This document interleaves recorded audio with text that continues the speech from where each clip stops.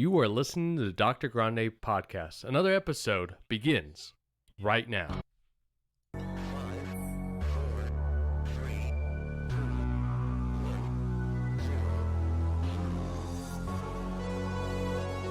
And another warm welcome to you. Thank you so much for tuning in to this week's podcast episode. Got a lot of feedback from the previous episode, as we've been getting feedback from every episode, and I appreciate it. You can also make sure you're part of the conversation, topic suggestion, or give your feedback, what you think, anytime by going to drgrande.com or sending me an email at grande@drgrande.com. I just switched the email address on you, but don't worry.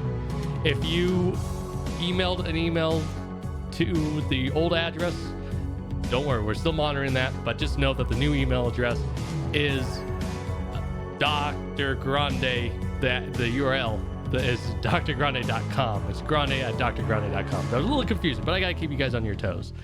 Also, before I forget, Grande Mail is now available. So if you like, the idea of Grande Mail is if you like the podcast and you want more stuff, you want daily motivation and stuff like that to get you to live Grande, your best life now, sign up for Grande Mail. It's free. You go to drgrande.com, click on Grande Mail, put in your email address, and it's on its way.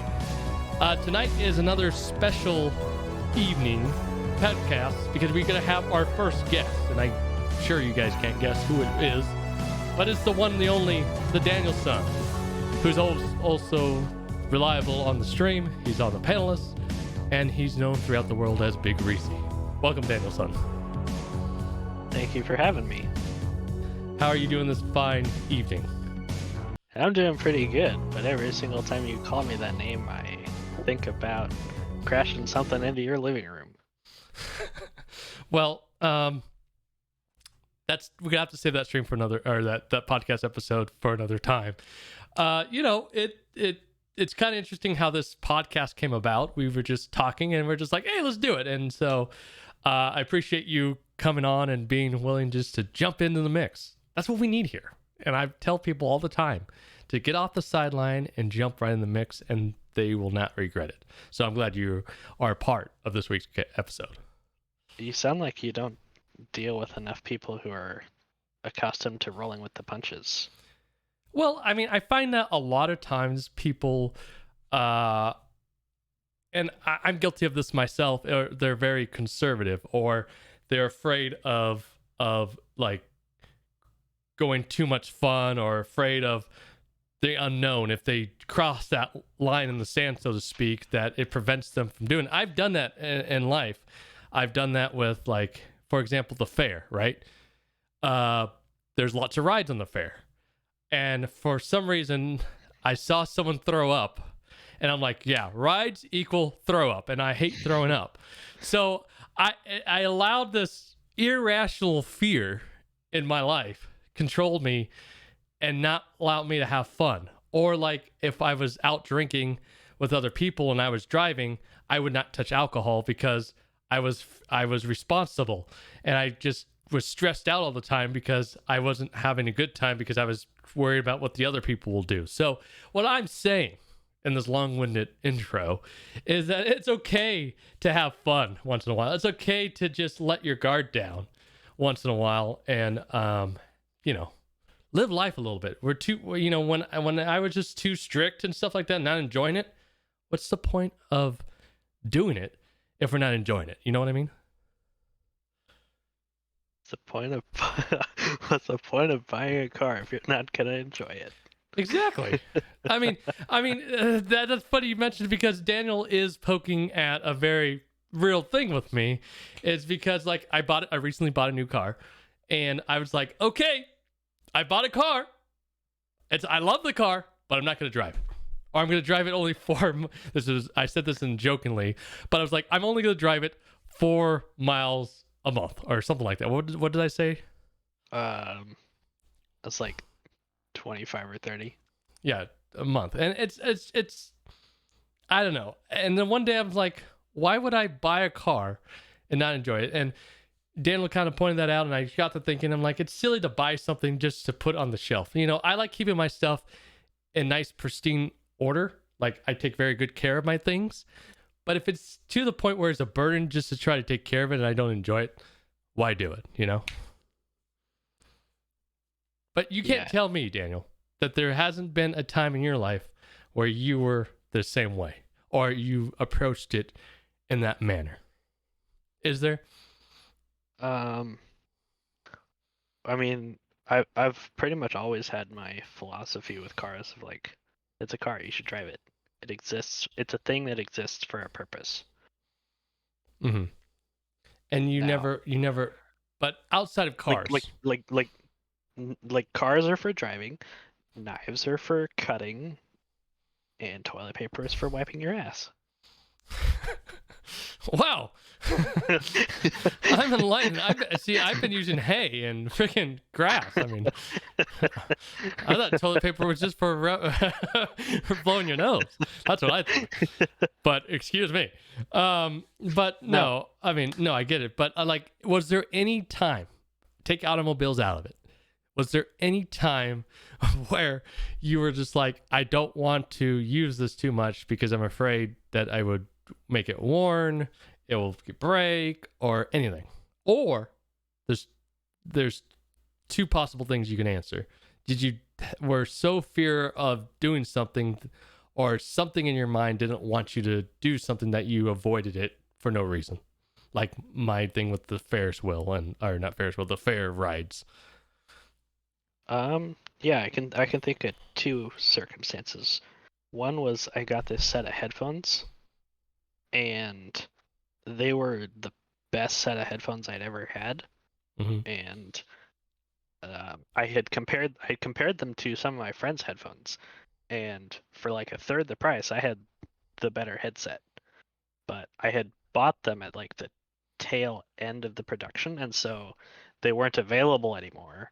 And so if I broke them, I would have to buy something much more expensive, or I would have to try to find a used one online, which was difficult and unreliable. So I ended up not really using them and just going back to the trashy ones that I had, while the nice ones sat in a box. And what was the moment that you broke that? Like, you know what? This is stupid. I'm going to use this damn thing. I got a paycheck. You're like, the funding is here. But in all seriousness, I mean, we talk on the podcast. I'm not sure if you listened to the podcast before, but I tried to take, you know, I'm not trying to preach at people, and life doesn't come with a bunch of, you know, manuals, but through everybody's experience, you have unique experience than me, and I have different experience than you. But sharing those experiences and talking about it allows people to, I think, have a better understanding. Or if they say we're talking about this very thing and someone is dealing with this very thing, they have a different viewpoint on how to handle the situation. So that's what I find valuable in doing these podcasts. So for the listener that's listening right now, maybe having that problem, maybe they're like me, that they don't want to go on rides because some irrational thing, or they don't want to drive the car they bought because they're afraid of it getting used, so to speak. What would you say to that person? Not to like kick them in the nads, so to speak, but and from your circumstances and dealing with you being in that situation, what would you say to that person? I would say try it once. And if because I was raised with this notion of, here, try this food. If you don't like it, spit it out. So you just try one mouthful. It's like, oh, okay, maybe this isn't for me. Spit it out. And I think that's great advice, because I think a lot of people go out of their way to try not try things because it may be new, it may be foreign to them, right? And so just because it's an eerie thing, or they don't have experience or any knowledge of it, they will purposely not try it. And I think that in life, maybe not so much with food, that it does a disservice, because like, you never know what opportunity may be on the other side. You might not know if you like it or not. And I think if you're going to go through this thing called life, I'm not saying you should try everything under the sun in life, but maybe there's something that you have a group of friends that they I don't know, they're investors or they are whatever. And you don't necessarily have to jump in to the deep end, but you could try dipping a toe in, you know, and just trying to not let fear limit you on what you want to do in life, you know. But how would you find what you're passionate about if you're not actively seeking? There's so many people that I've talked to and I've know that are like, I don't know what I want to do in life. I don't know where I'm going in life. I don't know what I'm passionate about in life. And a lot of it is they don't allow them the opportunity to find what they're passionate about because they limit themselves. You know what I mean? Segue. Yeah, thank you. It's not like I'm a professional or anything, you know. But speaking of passions, and kind of talking about that, how do you what are you passionate about, and how do you find what you're passionate about, Danielson? I would say twofold. I'm passionate about building things.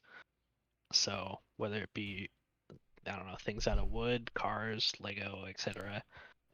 Medium doesn't matter all that much. I love building things. But my first, I guess, creative medium was Lego because my mom bought me a set when I was like probably like 3 or something.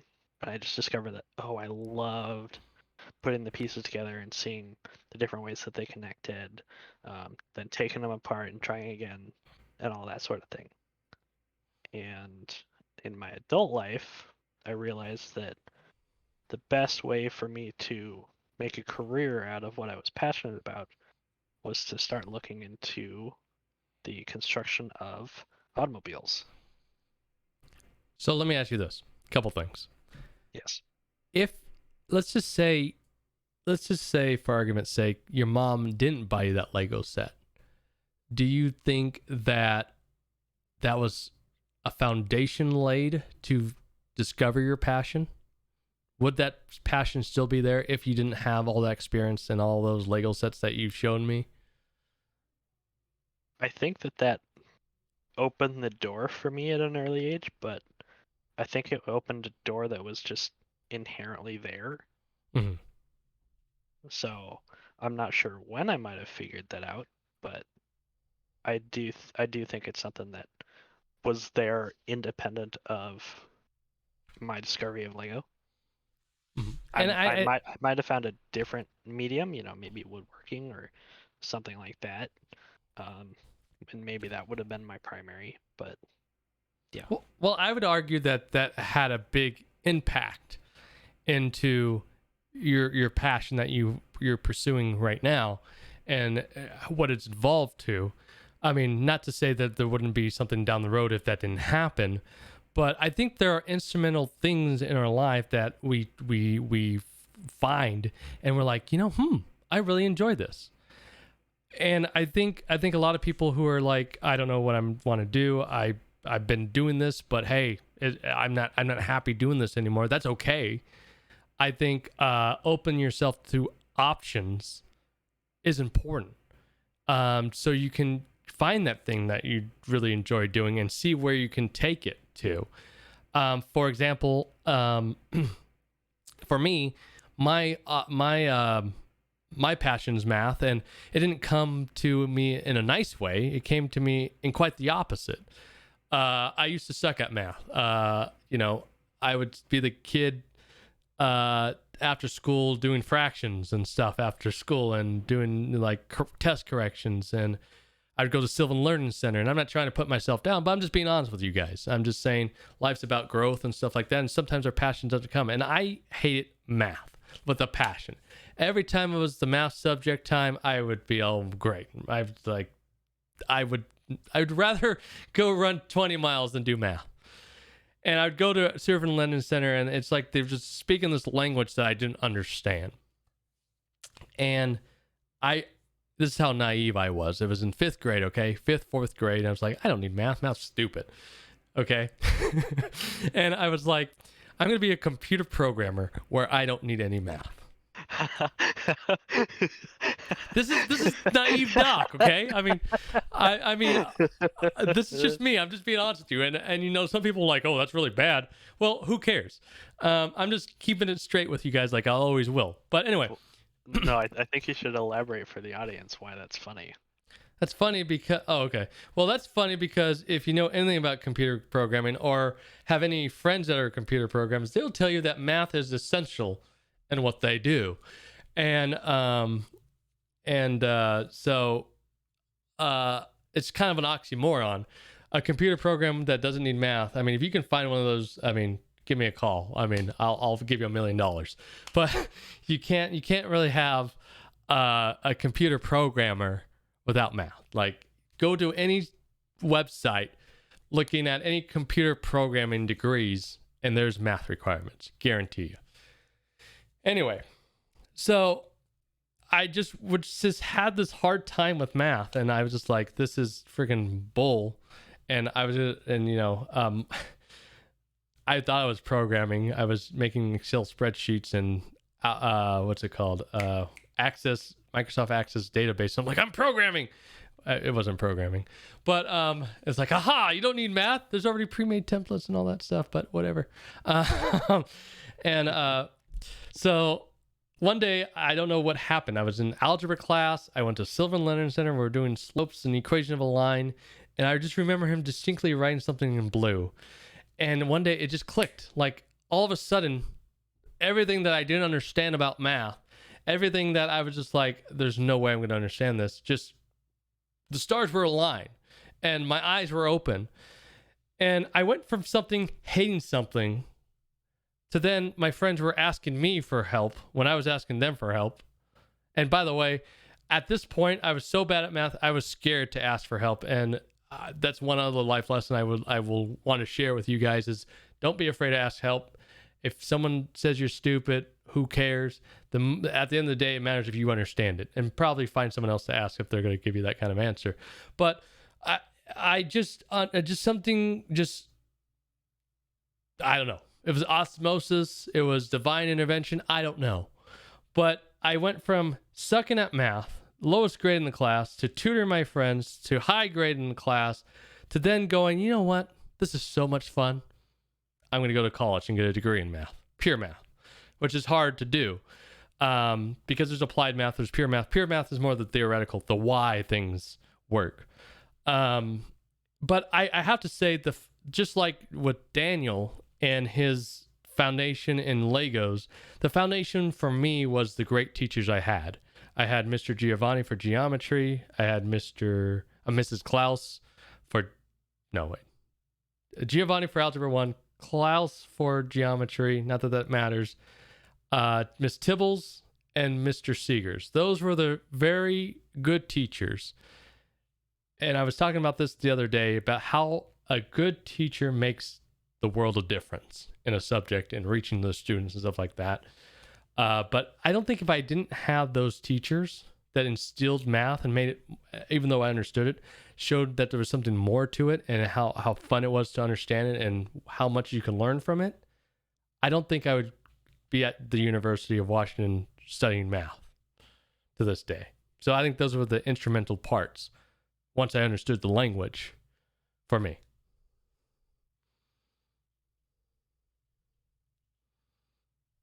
It was kind of like, holy crap, Doc saw the light. He's not getting bad grades in math anymore.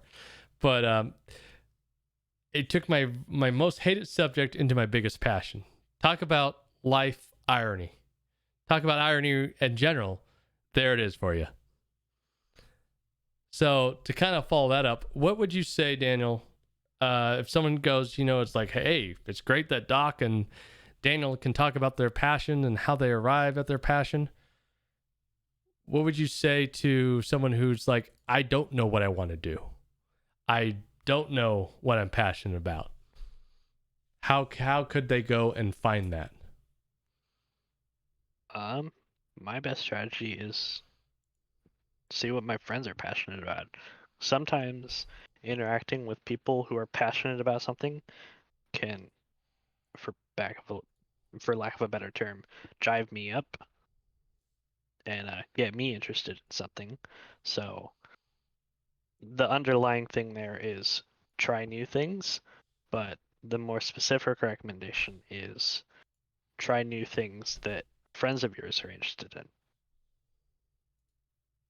Yeah, and I think it goes back to that principle we were talking about, is not limiting yourself from options. If there's something new, I mean, you don't have to say yes to you don't. It's not like Yes Man, where if you don't say yes to everything, you're gonna break a covenant, and it's gonna like. But if an opportunity comes by, right, and you seem interested, or you find something and you going, that's interesting, or maybe you're just like, I don't know, maybe give it a chance. You don't, like I said, you don't have to you don't have to dive into the deep end of it, but you can certainly find enough information, and as you're finding information, as you're learning about whatever, you can make a determination going, this is for me, or this wasn't for me. I mean, let me just say, with math, there were times it wasn't just smooth sailing the whole way through, and some of your guys' passion and things you're wanting to do, and like, I want to take it to the next level, I want to grow, I want to be bigger than what I have now. There's work. Just because you enjoy it, just because you like it, doesn't mean there's going to be work or struggle in it. And I tell you, there were moments where like I wanted to just like I was revisited the math struggling, you know, in upper division courses, and I was just like, I don't know if I want to do this anymore. And the only reason I thought that, not because I didn't like math, not because math wasn't my passion, but there was an obstacle in my way. And if I didn't destroy that obstacle, if I didn't overcome that obstacle, if I just gave up, I robbed myself the opportunity of being able to complete my degree, because I was kind of naive when I went to my education. I went balls to the wall, so to speak. I just took math classes. I took all the general electives they required me, but after that, it was straight up math classes. I have more math electives than one possibly would ever need. I could donate how many math electives I had and fulfill people's graduation requirements. I don't recommend it, but if you like it, go for it. But I mean, have you faced any challenges, obstacles in your path to your career, your education, stuff like that? Yeah, I my career choice requires a lot of math, and I never had Yay! Sorry. I never had the aha moment. I like this, and suddenly it's easier, or like so in your instance, you had an, oh, this is interesting, and so even when it was difficult, maybe not all the time, but the I'm interested in this was, I guess, like a pool of energy that you could like draw from for motivation to motivate yourself to go through it. Well, And well, go ahead and I'll explain on that in a minute. well, so for me, I never had that regarding math.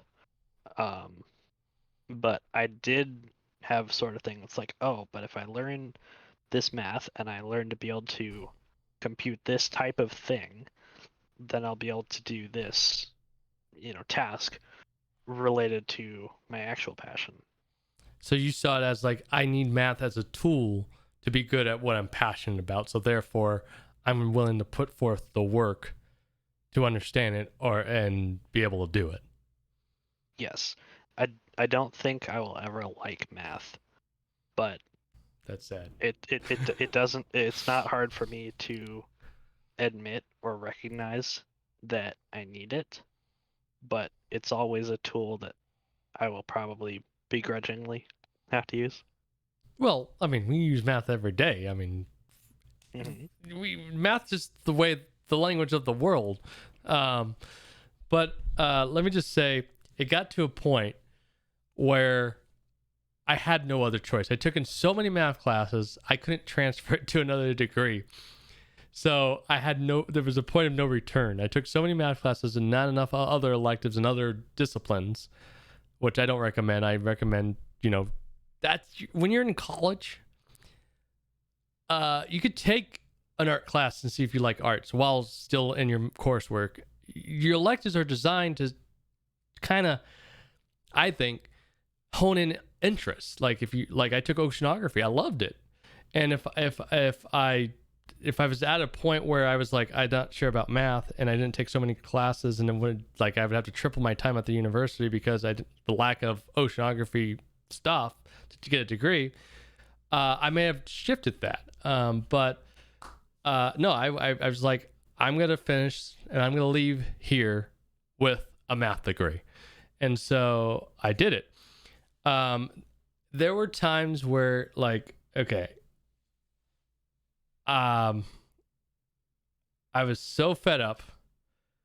We had a quiz, I think, and I felt like I just flunked it. I felt like I was just not prepared. I felt like it was just and it was one of the few quizzes of the quarter that weighed so much. You can't not afford to fail a bomb or get anything less than an 80% on this quiz. So I thought I bombed it. So I came home and I drove home in tears. I came home in tears, and I have a math library in my house because I'm passionate. So I'm the guy who goes on vacation with freaking math books. There's pictures of me in Puerto Rico on the beach reading a math book. I mean, I'm just in tune with my field. But I threw those books out. I put them in a freaking garage, in a bin, and threw the bin in the garage. And I was like, I'm done with math. I'm not gonna be a math major. Math can go suck it. But then it was we had a week off for whatever reason, and so as the week went on, and I was going through the garage, I was looking at the books, and I'm just oh, I remember this book, and I start digging them out, and they start slowly going back on the shelf, and then I looked online and saw the grade that I didn't fail the exam, and I was like, it's see, I worry for nothing, and it's crazy. But the moral of the story is even if I failed that exam and or that quiz or whatever it was, I think people's perception of failure is that it's a detriment to them in their life. Where I would argue, and looking back, when things I failed at, if you're not failing, you're not learning. And I'm not saying use that as an excuse to fail your classes or whatever you're doing in life. But if you have a moment of failure in life, you should use that as an opportunity to learn what you didn't know for why you failed and to improve, versus oh, my life's over, the game's over, thing. It's a matter of perspective, I would say.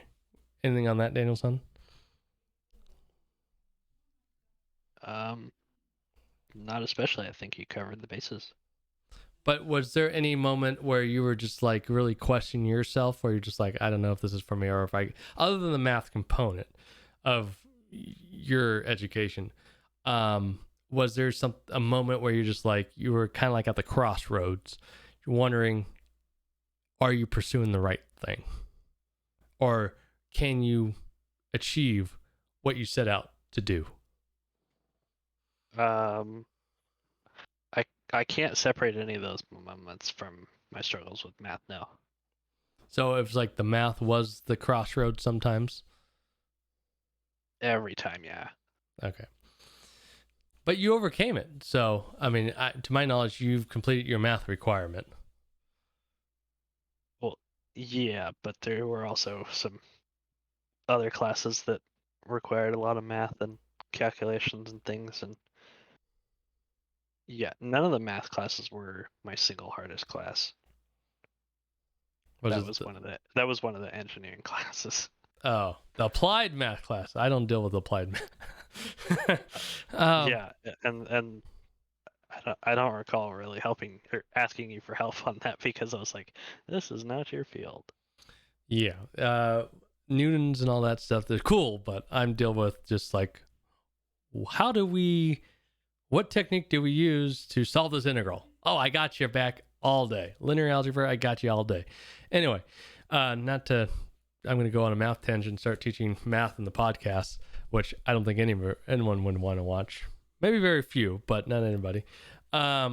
So, given that we both have attended university and stuff like that, would you recommend going to university to find passions or to kind of dabble in possibilities of what's out there or what they to find passion about, or would you recommend something alternative if they're not really sure what they want to go? Because I don't know what it was like for you, but in high school it was a very push that you need to get a degree, you need to go to school and get a degree. And I think people think that's the only way to, make it in life and something like that.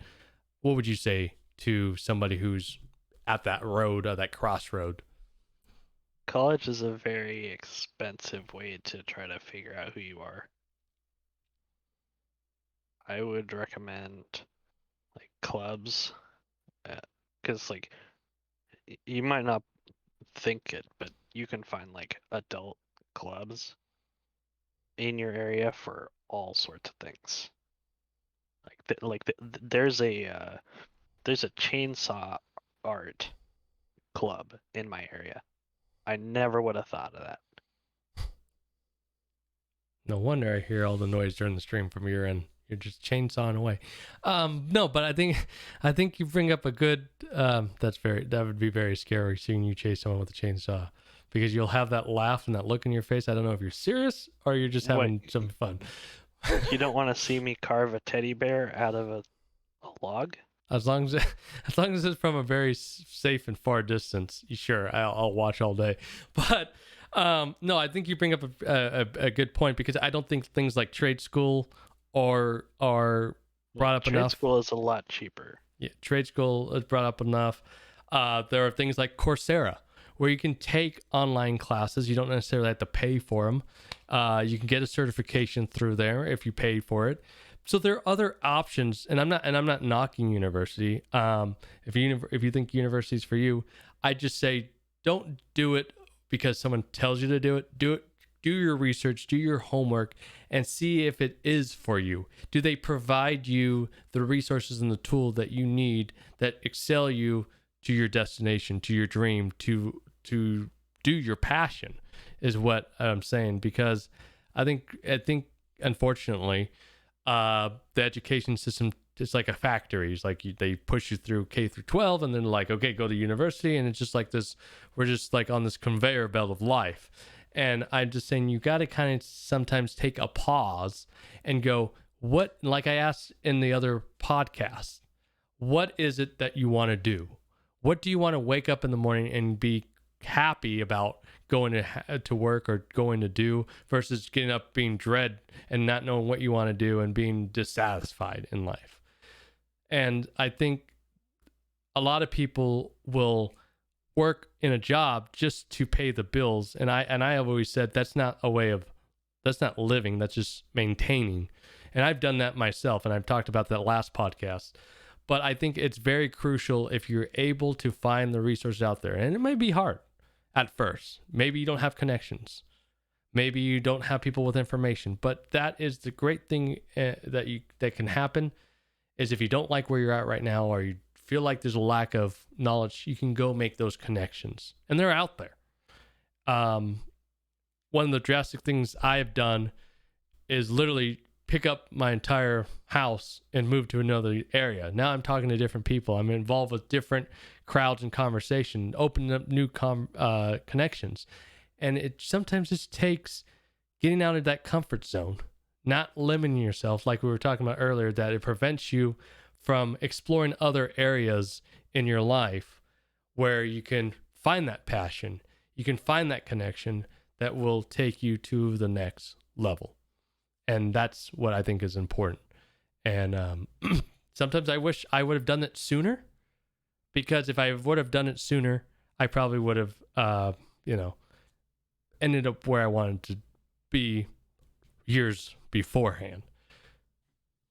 So my point to you guys, and kind of the dialogue that we're having this evening, or whenever you're listening to this podcast, is to kind of motivate you after you did the hard part, which I think it is hard, and answer the questions of the last couple podcasts, that you guys kind of know that if you're going to grow and reach that level, you got to have to expand the circle. You're going to have to step out of your comfort zone. There's going to be moments of obstacles, whether it's a math course, whether it's freaking contemplating whether you got a good grade or not, whatever it is. You got to take the bad with the good. I mean, if everybody could just sign up for their dream and it's just smooth sailing, God bless you. I mean, if you could do that, then you're doing pretty well. But I think it's the challenges, like I said from the beginning, it's not the destination that's important. It's the journey to your destination that's the most meaningful, because if you view it as problems and obstacles as opportunity, that's where you get the most growth, where you can be and excel once you reach the destination. And that's what I think is so crucial to keep in mind and understand, and keep reminding yourself what is the greater purpose that you're making those small steps each and every day. And if you haven't got it already, go to drgrande.com, download the planner to help kind of keep the big picture in mind, but make concrete steps to achieving the overall goal. And a lot of times, like I said last podcast, you get overwhelmed with the big picture, but there's nothing contributing the progress or the steps to get to the destination. We're just having the dream in our head, but let's turn that dream into reality. And these are the things you got to do. Any thoughts on that, mister? Talk to your neighbors. Get to know the people around you, especially when you move. Yeah, you never know. I mean, maybe you want to go to med school. Maybe you want to be a streamer. Maybe you want to, I don't know, be an accountant. Maybe you want to be in the military. Maybe your neighbor is a military person, and all it takes for you to go say hi, bake them cookies, maybe not in this day and age, but that you could start a conversation that could open a door. I mean, sometimes we're thinking for like heaven to open a door. We're waiting for like the answer just to fall in our lap. But a lot of times I would argue that the answer is right in front of you. You just have to open the door and recognize it. Recognize the door and then open it.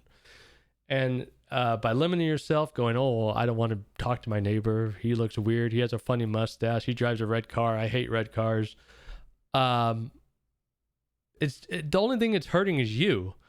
And so don't put limits on you. And what I'm telling you guys is take the limits off and allow yourself the opportunity to meet the connections and find other opportunities that propel you into your full living life at its fullest.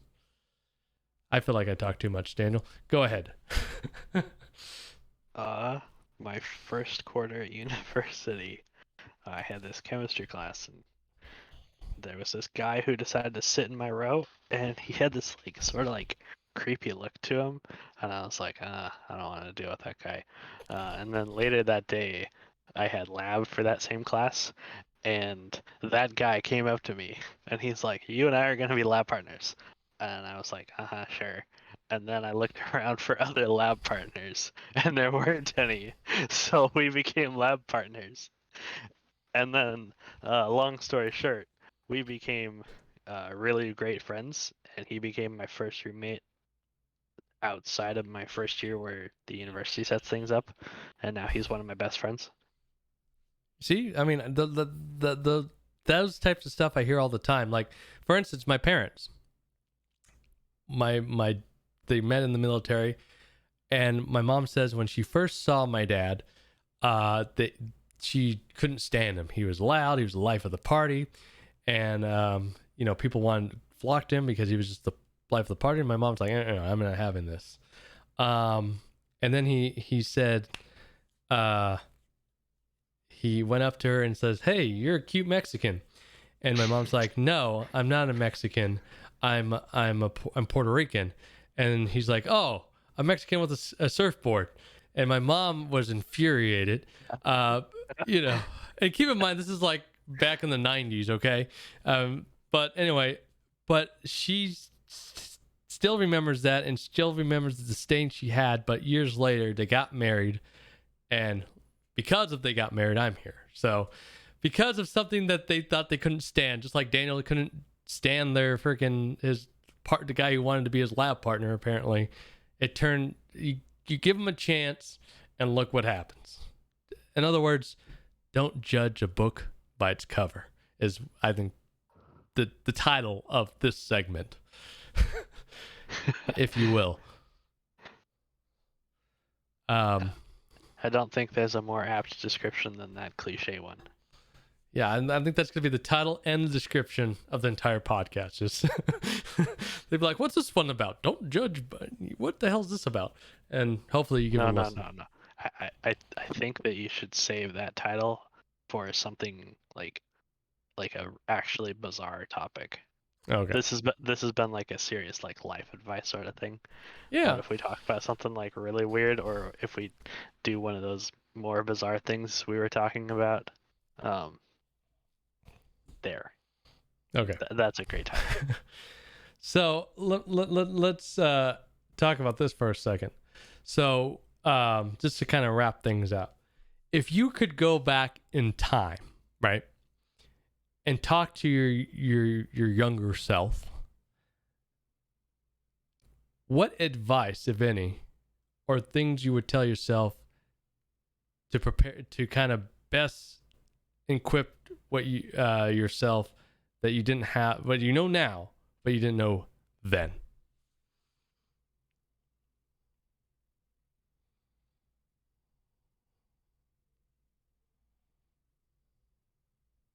I would.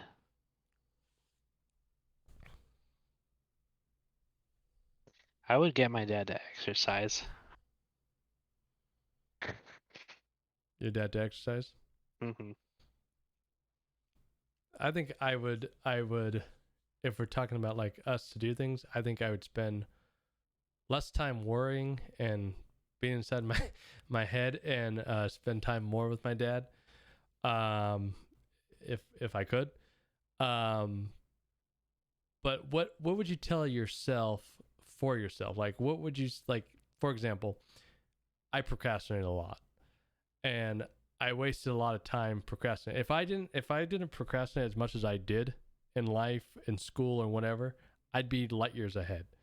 But because I put those limits on, and because I didn't take the advice that we're given today through this podcast, it cost me not financially a big burden, but it cost me time. And I still have, I have a good chunk of life still ahead of me, that it's not a matter of I'm started late or didn't reach the destination by here. But if I was going to give advice to myself, it'd be break the procrastination problem, because you would just do way better with it. I mean, I don't regret anything. I mean, my life's my life. I don't have any regrets.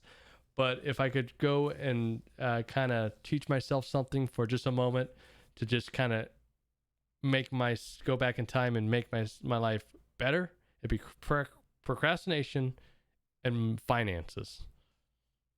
What about you? I would probably tell myself about my current career path, because I remember when I was like in early high school, I spent a lot of time looking at making Lego a hobby, and that didn't pan out, and that caused all sorts of things in my life that I'd prefer to not have had happen. Mm-hmm. No, I mean, like, and just kind of taking it one step further, I mean, there are things, whether it's professionally, personally, relationship wise, that I would teach myself, and I know them now. I mean, like they said, looking back, you have 20/20 vision, hindsight is 20/20.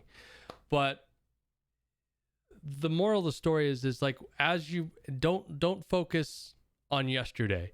Don't keep looking in the rearview mirror of your life and trying to move forward. It doesn't work. But what I'm saying now is that you now are privy to knowing when there's struggle, when there's obstacles, when there's challenges, when you feel like you're at the crossroads, or you just feel like you don't know where the hell you're at, there's opportunities to learn something and improve. That's why I think change is so fundamental, and that's why I've been talking about change a lot in the podcast. Change is so fundamental that you and acceptive and being more open to change allows you to have when you come to those moments to learn something, no matter if it's easy, hard, but you work through it, and as you build that muscle to receive that life lesson or whatever, it becomes a little bit easier each time. You're not so distraught, you're not so negative.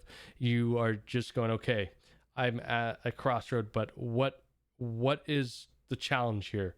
And you're looking through the lens of experience and wisdom versus chaos and clutter.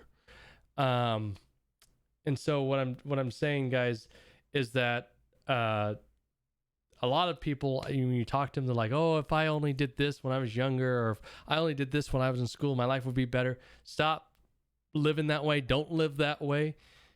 Live for today. Live for the moment. Live for tomorrow. Set yourself up for tomorrow to be great than living in the past. I've done that. There's things that happened in my life that I didn't like. I didn't have the outcome that I wanted. Things changed on me, and I didn't want them to change. And I wasted so much time kicking myself for that mistake, kicking myself for that outcome, when you're looking backwards, you can't go forward. I mean, think about it. Here, we got a car guy here, Mr. Danielson here. I'll put it in a car analogy. There's a reason the windshield of an automobile is such many times bigger than the rear mirror. Imagine if you spent the time just looking while you're driving into the rear view mirror. I'm guessing it's going to be a little bit, crazy driving. But there's a reason it's so much, because the past, what's behind you, is somewhat informative and can guide you. But your main focus of what you're doing in your life should be what's ahead of you, not what's behind you. And that's what I just wanted to drive home. But Daniel, I'll give you the last word if you have anything you wanted to share, things that you think are relevant given our conversation. I think you covered all the bases. You sound very practiced at this whole life advice given thing. Well, I mean, I will say one of my biggest passions has always been I've always enjoyed helping people. I think I get that from my father. I mean, my father helped people. He gave second chances when people didn't believe that they should give a second chance to themselves.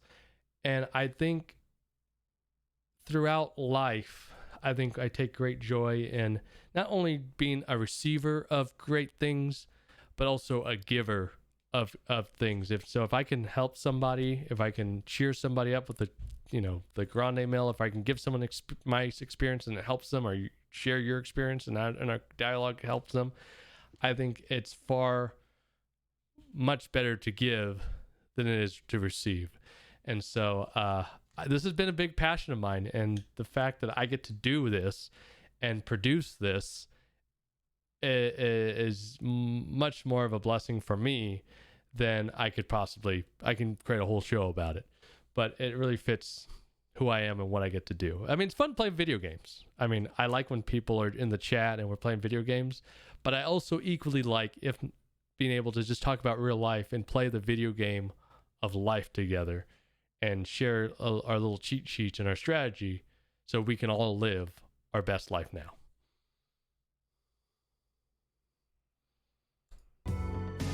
But with that, ladies and gentlemen, we will leave it there. Thank you, Danielson, for being a part of this week's podcast. Don't forget to come back, when we have our drunken podcast night, whenever that is. I mean, we were talking about that before the podcast. So if you ever see hey, don't judge a book by its cover podcast, that's probably going to be the drunken podcast where we're going to be liquored up, and I would probably wear a bag over my head over the next couple streams. But I appreciate it. Thank you guys for listening to another episode of the podcast. You guys are the reason we can do it, and I hope it helps.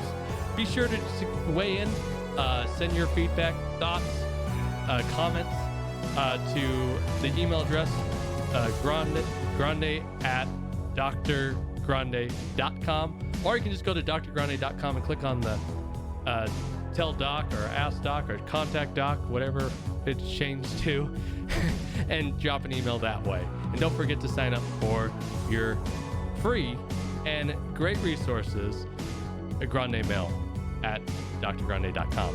I will see you next week. Until then, be safe, make it a great week, and I'll see you next time.